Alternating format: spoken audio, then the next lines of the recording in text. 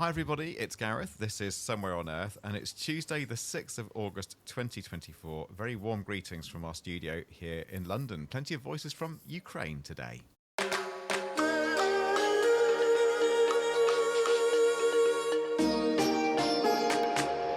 And with us today is Pete Guest again. Hello Pete, how's things? Hello Gareth, how are you? I'm very well. You've been to Ukraine, haven't you? I was there last year, yeah. How was it? Well, we'll hear a lot more about it. A strange mix of things functioning as absolutely as normal with the occasional challenge. I'm sure, as we will be hearing. So, let's jump in.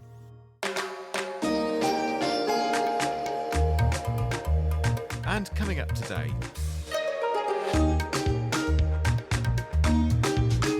it's Ukrainian Independence Day on the 24th of August. Now, ahead of that, we're getting in early, and with the conflict now, of course, into its third year and grim headlines continuing, we want to remind the world that life and business goes on as best it can in Ukraine.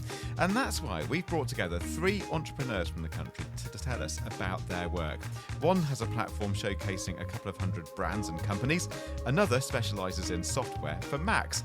And we have a company specialising in bionic tech. It's all right here on the Somewhere on Earth podcast.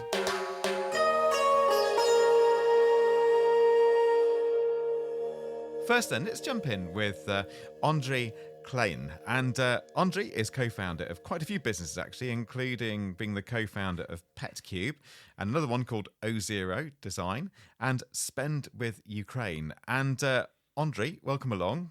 Nice to have you. Thank you so much for having me. So we could talk about all your businesses, but I want to focus on the latter, if you don't mind. Spend with Ukraine. Sure so thing. What is it? So this is like a large platform that brings together a lot of Ukrainian-rooted businesses for the global community to explore and hopefully to buy some of the products that they're producing. And this way, this is like the subtle and nice way to support the Ukrainian economy because lots of money from it getting like kicked back to the people who work here, to the taxes that are being paid here, and that's how people can support Ukraine economically. Do you see this as a shop front almost for these quite prominent in many cases 240 brands and companies, a way of showing them off to the world and to Ukrainians, as opposed, for instance, to this being an e-commerce platform, which it definitely isn't? So can I call it a storefront to demonstrate and to show off what you do? Of course you can. We're not interested in making any money here. We're a non-profit. We're just really focused on presenting the companies globally and directing the traffic to their prospect websites and whatever representation they have. Yeah, and some of these brands, for instance, Grammarly is on there, isn't it? Of course, one of the biggest software products made in Ukraine. Yeah. So the copy on your website is obviously going to be completely grammatically perfect. And No. Obviously. Oh my goodness. Well, you need to get the Grammarly people in that case. But it looks good to me anyway. I've had a good look at the website. But you have things like digital fashion is represented there, everything like blankets, electric bikes. Of course. So much going on. Fashion, home brands are probably one of the most popular categories because that's where you feel the culture. That's where Ukraine is making the vibes currently in the modern world. So we are quite known for some of the fashion brand representation, for good design, either for the outfits or furniture, any type of equipment. And you can see them on pop stars like Beyonce, and you can see them in some really nice homes. So altogether, that paints a pretty nice picture of Ukrainian creative economy on par with technological startups and stuff like that. Sure. And Pete, one thing I really like about this whole conversation, about this whole episode, is we're saying, look, business goes on in Ukraine. And yeah, sure, things are tough over there. And quite significant chunks of territory have been occupied, but even more of the territory actually isn't occupied. It has its challenges, but business goes on. And I think you had a sense of that when you were there a year ago, didn't you? I mean, before the full-scale invasion, Ukrainian startups were doing all kinds of cool things. Just quite incredible that they kept on doing it after February 2022. I think Andrew's talking very calmly. Like people there shrug it off often, but when I was there, I was meeting people who were running multi-million-dollar companies from basements with the lights going out as Russians hit power plants. You meet people who are kind of dialing into conference calls from not far from the front line. And like the resilience of the sector is an absolute miracle. And I'll tell you this from my personal experience. I was there just for a couple of weeks, and every evening the sirens are going off, you're trooping down to the basement, and I was fried. And there are people who've been doing this for 2.5 years. It's extraordinary. How is it for you, Andrey? And I'm sure you'd actually, and we will get this back onto your business and so on. Maybe you get sick of having to talk about the conflict and so on. But listeners will be wondering, how the heck are you just keeping things going over there? I guess we got used to it. You can get used to pretty much anything. So we're getting used to that. And the thing that they described is staying pretty much the same. So they keep shipping missiles and we keep shipping products, It's really, it is business as usual. So I wouldn't say like we have any other healthy alternative. We just need to carry on, and we need to perform on multiple jobs. We have our regular jobs with our regular businesses, and then we go ahead and we volunteer, we lobby, we educate Western audiences on what's going on here. We might be like a stickler for terminology there. We can come on a show and say the conflict isn't quite a good word to describe our situation. It is a full-blown war. I'm sorry about that. Yeah, fair enough. Well, I should have run that through Grammarly, So no, let's call it what it is. Like you say, it's a full-scale war. You are at war, and conflict perhaps understates it a little bit. So, so spend with Ukraine then. I'm really intrigued by this platform and the idea of showcasing the best of Ukrainian business. Basically saying, let's advertise this so that people spend their money, and then this goes back into the Ukrainian economy. I suppose, I mean this question in a nice way, actually, but is there a need for this website? I think what I'm asking is, aren't these successful Ukrainian businesses just the story in themselves? In other words, do they need you to showcase them? People are going to find them through the web, through social media, through the online retail platforms and so on. Do we really need spend with Ukraine? Of course, they might find it like different products and services in different ways, but the main benefit here is actually in unity and curation. You have everything in one place. And Western people have this sort of a fatigue, right? As all people do. They can't stand too much negativity, and all the bad news are coming from Ukraine, and it's really hard to keep up, right? And with the time, it's passing, and sort of support chimes down, right? And we were thinking about what are some of the positive contexts that we can bring to the world and show new ways to support our economy, not just as a direct support to our defense forces, but maybe contributing to our economy by buying, what a surprise, absolutely sublime products and services that are really rooted in Ukraine and designed in Ukraine. So, that's an alternative to the news that Ukraine is producing and the image that is sort of created with all the media that's going around and all the propaganda from all the sides and from the side of the enemy. Yeah, because obviously your specialism is in design. From a purely branding point of view, then, how damaging has the war been? So I don't mean so much how disruptive is it to the daily operation of running a business, but more just brand Ukraine. Because you could say, well, of course it's been tarnished. Maybe the perception outside Ukraine is it's just a basket case, everything's going wrong. Another perception could be this is a country that just speaks resilience, that Ukrainian quality is all about being able to just handle the worst of circumstances and put out great products. So a brand can be affected either positively or negatively. Which do you think it is? It's rather the latter. Yeah, I think we're doing things, we're perfecting things, we're doing things better, we're accelerating our growth in spite of the adversity that we're currently having.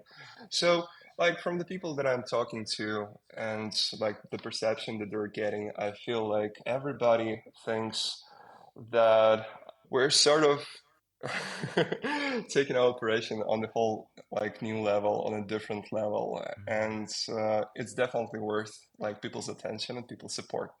Okay, well, thank you very much indeed for that. So, folks, that's Spend with Ukraine. Check it out. There will be some brands that you recognise, but a whole load that you don't. And I'm sure Andrey would very much like it if you follow those up and spend money on Ukrainian business and products as well. Andrey, thanks very much for that. Now, we also have Vira Tkachenko here, Chief Technology and Innovation Officer at MacPaw.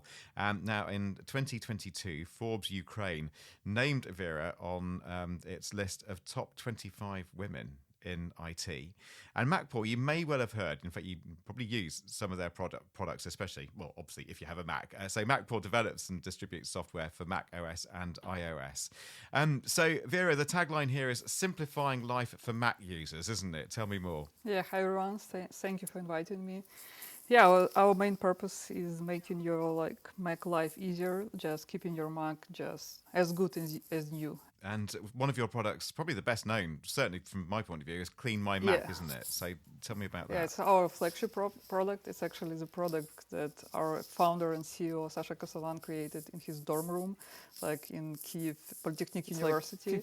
Like almost 16 years old product, one of the biggest our product. And in a nutshell, Clean My Mac helps you organize your disk drive because disk drive is very limited and usually you run out of space, and we help with this. We just can easily just in one button click just remove all unneeded data like cache files and help you remove large, for example, old files and remove applications. But it's not only about cleaning, it's about maintenance and making some performance tweaks. And recently we've added this anti-malware module because it's a reality for Macs. It's not just about Windows. Macs do have viruses too, and we have our own anti-malware engine, we created for 4 years as for now, and to help users fight these threats with viruses. Yeah, sure. So it's quite a suite of products. And Pete here in the studio here in London, I must be honest, I didn't realise Clean My Mac was a Ukrainian company. I might have just thought, oh, I bet they're from Silicon Valley. They're from Cupertino. They're somewhere around there. So that Vera was my perception. I don't know if Pete, did you have the same perception? Well, I mean, there's that old joke, isn't there, that war is the way that Americans learn geography. But I think that this is something that a lot of people did learn in the early days after the full-scale invasion, was just how much Ukraine is part of the global tech stack. Ukrainian developers build and maintain software that you and I use. Freelancers are part of the global digital workforce. These companies, Grammarly, MacPaw, they're there in Ukraine. And it's a shame that it took the invasion for us to know that. Yeah, Vera, I'm sure you'd probably echo that as well. And a product like Clean My Mac, is there any part of you or your company or your marketing that tries to sell this as the best of Ukrainian technology? Or are you quite deliberately kind of show off about where it comes from? I suppose what I'm getting round to is just how important is it to you to market yourselves as a proud Ukrainian company? Before the full-scale invasion, we were not really quiet about our location, because from the day one it was very clear that we are headquartered in Kyiv, Ukraine. You can read it in our website, because we have headquarters in Ukraine, and our CEO and 70% of the company is here. But before full-scale invasion, we were more proud and about that we are Ukrainians, and we even put this small Ukrainian flag in our software, so it was part of the logo. And we even have this banner on top of our website where we shared news about Ukraine, and now we are more loud about our roots, that we are here in Ukraine, and we see only support and only people from that side, I mean Russia and countries that support Russia, they kind of angry about it, and they can even write reviews, bad reviews for us. So please don't be political. Please remove all those flags and all this yellow and blue colors like from your products. Yeah. Yeah, but we are still like doing it, and yeah, so it changed. Yeah. It changed. Okay. Yeah. Yeah, I can imagine inevitably that would make you targeted in some ways, Yeah. but there's a greater benefit to, you know, the blue and the yellow. So, yeah, and just to give listeners a bit of context here, you were founded in Kyiv. You have an office in Boston. Yeah. Your products are in more than used by more than 30 million people worldwide. 1 in every 5 Mac users has at least one of your apps downloaded. So that, folks out there in listener land, gives you an idea of what we're talking about here with Vira, who's been with the company pretty much from the beginning, as well as I understand it. I also want to talk to you about you have a VPN, don't you? And one thing that part of your business that you have stepped up since the beginning of this war, this full-scale invasion, has been combating Russian cyber attacks. Isn't that the case? Yeah, it is. We have this like a smaller product that clean my work, but one of our cybersecurity direction product from that direction. It's called ClearVPN.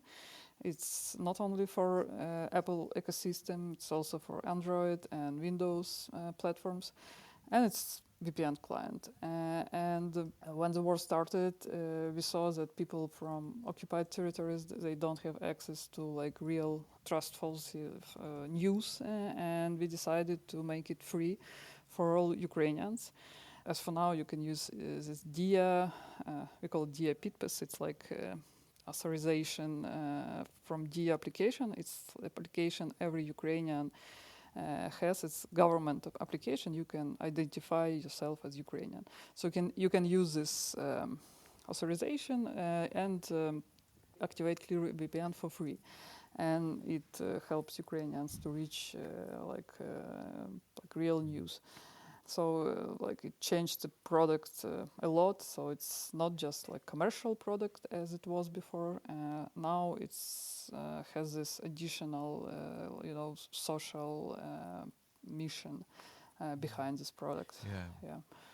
Okay. So Pete guessed it very much. It seems here in the studio that this is a company that is marketing and selling its products worldwide, but also at home, part of the war effort, basically, against Russia. I think all the guests would agree with this. That it seems like almost everyone you meet in the Ukrainian tech ecosystem has a side project or a pivot, which is basically fighting the Russians. Yeah. And this extraordinary level of innovation that you see. Everybody has a story of pivoting. It's like, I was working on, optics for agricultural robots, but now I build drones. And I'm going to just put this out to kind of back to the question you asked Andrey earlier about brand Ukraine. I mean, if you're in tech, do you want a developer who can pivot overnight from building websites to building drones?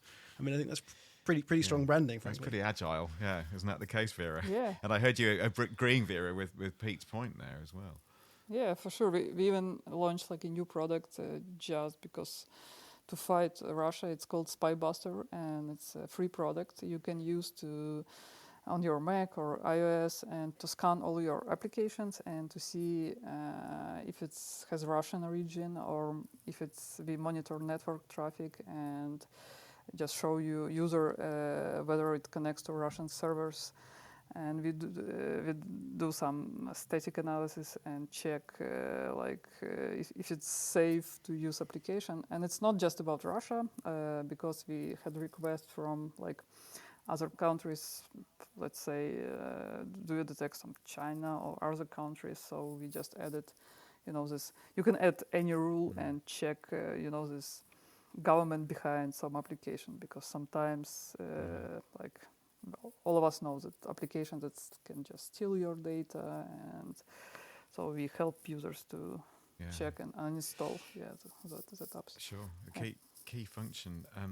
Vira, thank you. That's Vira Tkachenko of MacPaw. So we're going to talk about Bionics now, specifically Esper Bionics. It's a human augmentation startup that says it's working on the first bionic ecosystem in the world. The co-founder and CEO is Dima Gazda, and Dima is also a medical doctor. He's launched 4 companies and was in the Times 100 Health list this year, which all makes my LinkedIn profile seem rather lame in comparison, I have to say. Welcome along to Somewhere on Earth, Dima. How are you doing? Doing great. Thank you for having me here today. Well, thanks for joining us. Tell me, what do we mean by human augmentation? So, humans have some functions today, and in 10 years they will be more functional. We just add extra functions to our bodies. It includes longevity. People can live longer, we can think faster, or we can have extra sensation, etc. But first of all, right now, we're building robotic limbs for people who do not have hands or legs. Yeah, so one of your main products is the Esper hand, isn't it? And looking at it here, I have an image of it here on my laptop. And yeah, it kind of looks like a regular human hand. And yet this is a bionic hand, and it's one of your flagship products, isn't it? Yes, this product, it is literally robotic hand for people who do not have hands. It is on the market. It is controlled by muscle sensors, so you can activate muscles and move fingers or switch grips, and it improves over time. It is on the market right now. It helps people in the US, and it helps Ukrainian soldiers. Sure. Another example then of how your business, since the full-scale invasion, has, I suppose, taken on this other role, this domestic role now in applying your technology to the war effort, in this case helping amputees. Yes, 2 months after the war started, we started initiative Esper for Ukraine to help Ukrainian soldiers who lost limbs get back their hands and full functionality. We have right now near 100 soldiers, and near 20 of them are in the front line again in very tough conditions. And you mean they're back in the front line, having lost a limb? Yes. So after they lost limb, they got bionic limbs, and some of them want to come back to the front line. They've gone back to the front line. And it speaks of incredible courage for those individuals, but also to your technology. It needs to be very resilient. I mean, there can be hardly a more harsh environment for proving technology than on the front line. How are the limbs coping? Yeah, agree. We started to deploy our devices near 1 year ago, and back then devices had some problems, and first 100 users, we called them users destroyers. Their task was to destroy the product. Right now it is hard to destroy the product, and it's reliable in tough conditions, not afraid so much of wet environment or dirt, but first of all, it's precise in control. And we have quite crazy stories. Many of our users, they started, for example, to build drones just because they are capable again to do some precise work. And 1 week ago, I've heard crazy story about one of our users that first of all, he started to paint. He lost 2 arms, and he has now bionic arms, and he started to paint, and in a month he will have his exhibition in one gallery. But the main thing that he is taking right now sniper course, and he is going to become sniper in the front line, and he is proud that his bionic hands do not have heart vibration, vibration of blood vessels. It almost sounds, and Pete Guest is listening to this, like, not that you'd want anybody to lose a limb, but there might be advantages to having these, Pete. I suppose, for one thing, in terms of harsh conditions that could be difficult with your flesh and blood, bones and hands and so on, and in the wet and the cold and what have you, and it's perhaps less of an issue when you have a bionic limb. I mean, I wouldn't speak to that, but I think what it does show is the kind of extraordinary ability to innovate in these extreme conditions, and the importance of this innovation, not just during the war but after it, right? Because this isn't just about winning the war now, it's what happens in the aftermath, and the human cost of this war has been enormous in terms of death and injury and amputation in particular. So agree. And yes. I would add here that first of all, for us as a team, it's shown that we can't predict in advance where are the limits of these incredible people. They are extraordinary. What other devices do you have? We've talked about the hand and the limb augmentation. Just quickly before we finish, just tell me about some of your other devices. Yeah, so what we have built, it is an ecosystem. It consists of robotic devices. Right now, robotic hand is on the market. We are building robotic leg. We have also on-surface sensors, EMG sensors, that detect muscle activity and understand which muscle is activated right now in forearm or shoulder. And the last part of the ecosystem is the software platform. that gets data from robotic hands, legs, and some types of exoskeletons, and improve control algorithms over time. If I take cup today from a table 5 times by robotic hand, system will see that in this position and acceleration, I prefer to take cup from a table. So tomorrow system will help me for this position and acceleration choose the cup grip in advance. So it adds intuition for the hand. Incredible. Well, look, we will leave it there. It's been an absolute pleasure to speak to you, Dima, Gazda, and indeed all of our guests from Ukraine today in the run-up to Ukrainian Independence Day. So we've also heard from Vira Tkachenko and Andrey Klen, and you, Peter Guest, as well. Thank you, sir. Thanks a lot, guys. There we are. So do get in touch with us. Our email is hello@somewhereonearth.co, and on WhatsApp we are code 44 7486 329 484, and on the socials just kind of look for us. We're quite findable. Soap Tech is usually a good starting point. SOEP Tech. The audio this week has been done again by the excellent Keziah Wenham Kenyon here at Lanson's Team Farner. The production manager is Liz Turi. The editor and producer is Anya Lifterovich. I'm Gareth Mitchell. See you next time. Bye-bye.